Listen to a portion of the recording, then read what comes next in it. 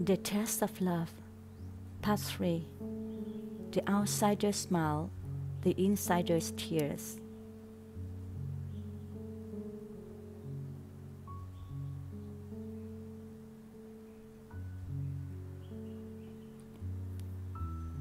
Drawing inspiration from the two renowned verses in the Tale of Kieu, we delve into a sensitive and delicate issue that still persists within many modern-day relationships.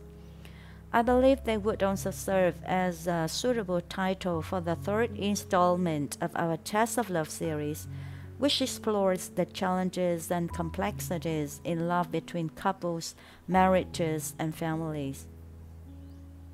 The outsider and the insider here are two women entangled in a complicated relationship in which they can be sure to say they might not exactly be the best of friends, the partner and the mistress. And perhaps for many women, at some point in their lives, they might have had to bear the bitter pain of having their other half committed not just to themselves, but also to at least one or more other women. Strangely enough, these stories seem to have emerged quite prominently in our Level 2 Life Management with Numerology courses recently. We told ourselves, well, it appears the universe is sending quite a clear message. Therefore, from this point onwards, this series would dive much deeper into the twists and turns of these painful relationships, relaying and staying true to the stories of our participants with utmost sincerity. We hope these stories would offer solace for many other women out there whose pains and experiences have gone on so long hidden and buried. Here I could not help but think of the fact that the Vietnamese version of our previous podcast about the young lady with her tug of war between a beloved lover, an outsider, and a caring husband barely garnered attention from our media audience. Despite a high number of shares, the views and the number of reactions remained relatively low. Our communication executive, also a young lady and has yet to experience love, became particularly anxious. She said, "Is it because Facebook had changed its algorithm that people couldn't see the post?" She told me, "The article is so insightful and not many could read it. I can't help but feel sad." Agitated by the lack of engagement, she suggested deleting and reposting the article at a more opportune time. I smiled, suggesting she consider her decision carefully. I told her that she could do however she saw fit, but let's see if it would go the way we had hoped. She eagerly deleted and reposted the article, and with a smile, I stood by the sideline, taking in the even lower level of engagement compared to the before. I told her, let this experience be a valuable lesson into the complexities of adult life. Because in that article is one dilemma that even though many could be in, not so many would like it exposed and explained, while those who fall victim to it would often prefer to avoid it altogether. Even though we know that this series is not for the general public, we are still determined to have them heard, even if only a few of those in such a situation struggling in and lost stumble upon this podcast and find their silver lining. It would still bring us immense joy. Hence, the third part of this series would be even more sensitive and nuanced. Let's begin with the first part, the outsider smile. We begin with something quite familiar. One of the participants confessed that despite not being married, she has been involved in a long-term relationship, and it came to her when she was just a girl. The catch is, he already has a family.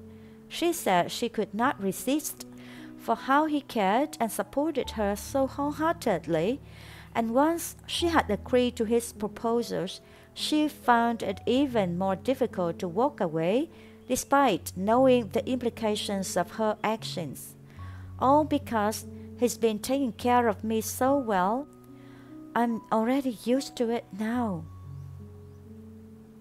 And it's this used to it now that made her feel torn recently. These days, by her side was a kind and delightful colleague who not only supported her endeavors, but also was someone who could become her spiritual companion on her new journey of spiritual self-recovery.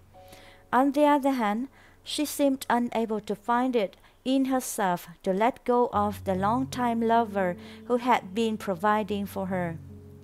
I asked her if her semi-husband's wife and children were aware of her existence. She explained that his wife didn't know, as they lived far apart and only met once in several months. I asked her, now that you are approaching your 30s, have you ever considered that one day you would not be as young or beautiful as you were when your lover first met you? Would he still care and provide for you, showering you with love as he is doing now? Or would he seek out another person as young and beautiful as you were to him years ago? Have you considered that would you have left then? Without your own little family, without your doting lover, without the previously provided financial security, what then should remain with you? I said to her, you have some familiarity with Buddha's teaching. Do you know that extramarital affairs are considered a serious moral transgressions in many cultures, including those influenced by Buddhism, as Vietnam is? In a purely spiritual perspective, particularly in Buddha's teachings and Buddhist scriptures, the Buddha cautioned against extramarital relationships not only for moral reasons, but also because of their potential negative consequences. He believed that such actions could have long-lasting negative karmic impacts, affecting future lives and hindering spiritual progress. Given the time constraints of the course, I couldn't delve deeper into the complexities of her situation. It's important to remember that emotions are unpredictable. Initially, as an outsider, you may delude yourself into believing that you are only asking for mere scraps and leftover of someone's affection, that you know enough is enough. But after a prolonged period, the lonely nights may lead to tormenting thoughts. Why am I not entitled to every hour, every day with the man I love, as rightful partners should be? The sight of other families' warmth and joy will only fuel your jealousy, turning a secret envy into an all-consuming desire. This is called reverse jealousy. If the lawful spouse isn't jealous of you, what gives you the right to be envious of their family? But the id inside you will give rise to outbursts of anger, disrupting your own peace of mind and making you do things that would hurt their peace of mind. Eventually, this would lead to the breakdown of the relationship and the role reversals that would make you the official partner. Such situations are all too common in reality. As explored in the previous podcast, once you attain the role of the legitimate spouse, you will soon discover the irony of your situation. Just as you once yearned for his affection, other women will now covet your place. The constant fear of losing him to another will consume you, leaving you trapped in a circle of jealousy and unhappiness. Sleepless nights and loss of appetite will become your new reality. I hope my analysis and everyone's advice will inspire her to break free of her familiar comfort zone, return to her true love, build a fulfilling relationship, and be lifelong spiritual companions together. As she enters a pivotal phase symbolized by the peak year number 2, she's been reminded to turn inward and focus on spiritual development. With the recent appearance of a compatible spiritual companion, the universe must have given her the second chance. There could not be a better time for her to make brave, decisive changes in her life, especially in preparation for the upcoming peaks, marked by the number 9 with its focus on community service and number 11 with its emphasis on spiritual leadership. The intense energies of these numbers, as discussed in previous numerology posts, can lead to either great reward or great suffering if she fails to take decisive actions immediately. I must repeat that even the most passionate love will eventually wane. Only compassion would remain. And a lasting love isn't just about gazing into each other's eyes every day. It's about sharing the same goals and walking the same path together. For our young lady and her true love, lasting love is sharing this new spiritual journey where you can grow together, improve yourselves together, and serve others together. Isn't this a more peaceful and meaningful way to live? Naturally, this would require you to be brave enough to leave behind your comfortable, well-provided-for lifestyle. Any significant advancement in life demands courage and sacrifice. The Insider's Tears. In the same level 2 course as the lady before, another young lady mentioned that her first 2 peak years were both number 6 and her ruling number was 7. She wondered if this combination meant her tests of love she had to face were more long-term and turbulent compared to others. She admitted to rushing into marriage, tying the knot less than a year after meeting her husband. Unfortunately, this meant they barely had enough time to truly understand each other. Whether this was due to them not fully knowing one another or simply the true nature of her partner was not quite clear, but her husband had been unfaithful on numerous occasions throughout their 8-year marriage. And with the current third party, the financial complications involved made it even harder for her to completely sever ties with her husband. After analyzing her numerology charts, she discovered that they share highly compatible ruling numbers, both belonging to a group of people driven by work, leadership, wealth, and material possessions. This strong compatibility and shared values seemed to solidify their bond. When confronted, her husband claimed the relationship is purely professional and that his love for her remained unchanged. I recall a humorous yet insightful piece of advice from a senior colleague during one of our business trips. He warned us, half jokingly, half seriously, that remember, even if you catch your husband red-handed with another woman, he still will deny it, all the while insisting those affairs are meaningless compared to his love to you. I asked her, "What are you doing for work now?" She replied, "I'm just a homemaker now.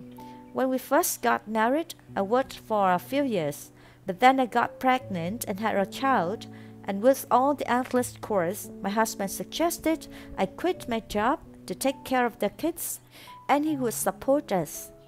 I sighed again. Here I would like to emphasize that all these are simply my personal reflections. I have no intention of criticizing or condemning anyone involved. To be honest, reflecting on my own experiences and those of countless women, I've come to realize that in our current society, while many women who choose to be full-time homemakers manage to maintain their confidence, intelligence, and strength, there are also many who seem to slowly drift away from the most beautiful, most fulfilling versions of themselves. When you are constantly at home, there is little reason to put efforts into your appearance.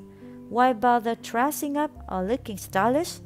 So, for convenience, pajamas have gradually become many's go-to outfit for everyday wear. Then, caught up with a whirlwind of childcare and household chores, we have little time or energy to learn new things. Gradually, our conversations with our husbands revolve around domestic matters, from the kids' health and schoolwork to the rising cost of living, not to mention even the littlest neighborhood gossip or online discourse. Meanwhile, the husband's work-related pressures become harder and harder to communicate to his wife, as he believes she may not be able to fully grasp the complexities of his professional life. Furthermore, his daily interactions with colleagues and the outside world exposed him to new experiences and perspectives, creating a sense of detachment from his wife. Eventually, this lack of shared understanding and connection becomes one of the already numerous reasons why he would become involved with someone else at work. I said to her, "Now that your children are older, you should consider finding a job. It doesn't need to be a demanding or high-pressure role. Even a part-time job that gives you a sense of purpose would be beneficial. Something that makes you excited to wake up each day and think, what can I do differently, better, and more meaningfully today?" In case she wants to remain a housewife, don't stay stuck in the same place. It's like being trapped in a stagnant pool with no way out. He's made his decision, so why continue to search for evidence of his unfaithfulness? The more she delves into this, the more it will hurt her. Instead, she should focus on her own well-being and personal growth. There are countless opportunities for learning and growth available online. Nowadays, it's all about your energy, attitude, inner strength, and mindset. With sufficient energy, a positive mindset, and a strong inner core, you should start your own unique online store or even become a successful online teacher, all from the comfort of your home. And all of this, what you are doing, is not only providing you with a much-needed escape, but also boosting your self-esteem. It won't be long before your husband notices the positive changes in you and wonders how his previously unhappy wife has become so radiant. And then, after all his affairs, he's finally realized that home-cooked meals are all the best, the most simple and the most loving. And you know what? At that point, it's crucial for you to practice paramita, fully committing yourself to this present moment and avoid bringing up past mistakes at any cost. Remember this, alright? Just a day after completing the Level 2 course, we welcomed another young lady to the Level 4 course. Appearing on the screen of our Zoom meeting was a youthful and innocent young lady. She seemed gentle and pure, but she seemed quite downcast. It was unexpected for someone who had attained Level 4 in their practice, which involves training to achieve and maintain high energy levels.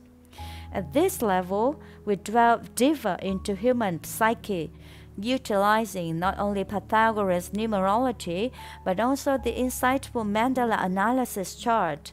With a ruling number 6 in her birth chart, she drew attention to a series of 3 6 prominently placed in her mandala chart, lamenting, "My tests of love have been exceptionally challenging, miss." Residing in the U.S., she once aspired to further her studies in her field. Encouraged by her husband, she embarked on a 3-year graduate program in a different state, occasionally visiting home. Unexpectedly, her husband returned to Vietnam at some point, managed to fall in love with someone, and seemed to be expecting a child together. Upon hearing this news, she was completely numb, as she, the legitimate wife, hadn't even been able to have a child with him yet. Then she later learned that the other woman had lost the pregnancy. In all honesty, I was emotionally drained by the constant drama and instability in their relationship. She finds herself in a perpetual dilemma. Every time she resolves to end the relationship, her husband pleads to another chance to reconcile. However, these reconciliations are unsurprisingly short-lived due to their unresolved fundamental differences a recurring issue in their marriage. I told her, as a number 6, you shouldn't put on your love into one person only. Given her multiple 6, it's even more important for her to avoid becoming overly dependent on one person's love. Her field of study is incredibly humanitarian, focused on saving lives. I encouraged her to dedicate her efforts to completing her graduate degree and pursuing a career that would allow her to help and heal others. By immersing herself in meaningful work, she can reduce the emotional pain caused by her troubled relationship. Furthermore, she should devote herself to spiritual practices and deep repentance related to her relationship with her husband. Please see our previous podcast for specific details about the penance and forgiveness meditation. Upon completion of these practices and a shift in her focus towards a more universal and compassionate love of all beings, 3 potential outcomes may occur. Possibility 1. Let's consider this be the best approach. He will realize a radiant, loving person in her, and crucially, her love won't be solely focused on him as it was before. Consequently, as an instinctive response, he'll naturally let go of his extra commitments and come back to her. Possibility 2. A more moderate outcome is that he will remain the same, but she'll have transformed completely. She'll no longer depend on him for her happiness or sadness. She'll be independent, carefree, and content with her own life, finding fulfillment in the purpose she had established. Possibility 3. While not the ideal outcome, it still holds meaning. Her karmic connection with him will end, and he will live her life. This signifies her complete liberation. Surprisingly, instead of sadness, she might feel a sense of relief, knowing she's exhausted all human efforts and is now prepared to accept what fate has in store with peace. Then she can wholeheartedly embrace a meaningful life of service to others, as indicated by numerous signs in her mental analysis. I hope she will eventually realize this possibility. That's the essence of it. It's a concept we deeply resonate with and consistently reference in every article belonging to our Tale of Love series.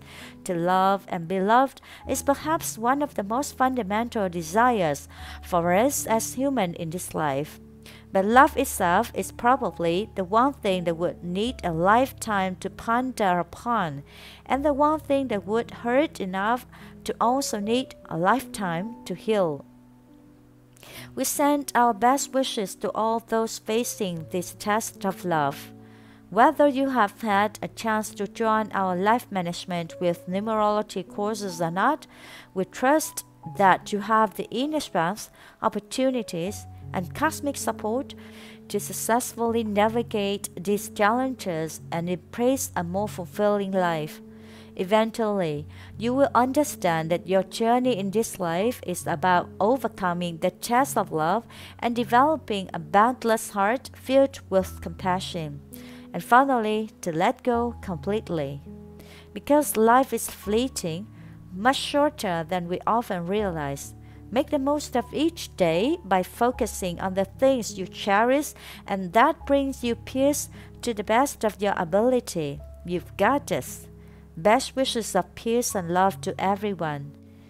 December 2024, Lê Đỗ Quỳnh Hương and Make You Team.